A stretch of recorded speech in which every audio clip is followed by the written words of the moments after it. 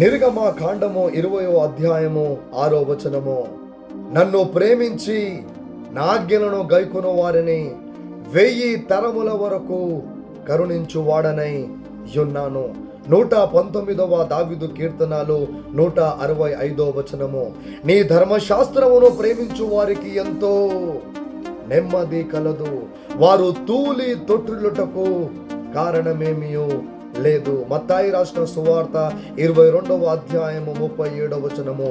అందుకాయన నీ పూర్ణ హృదయముతోను, నీ పూర్ణ ఆత్మతోను, నీ పూర్ణ మనసుతోను నీ దేవుడైన ప్రభువును ప్రేమింప వలె ననున్నదియే.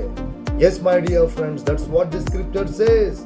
Romans 8:28.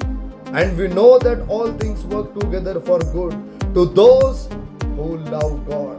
So love God and His divine words and be blessed.